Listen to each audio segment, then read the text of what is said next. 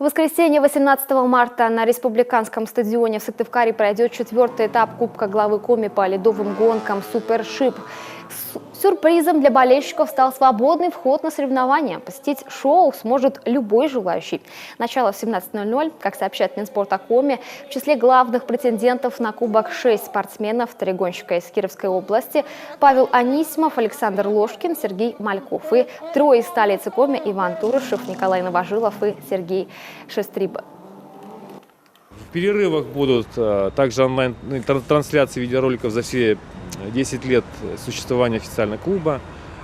Будут конкурсы, призы, будет выступление фигуристов впервые за всю историю нашего существования, нашего клуба.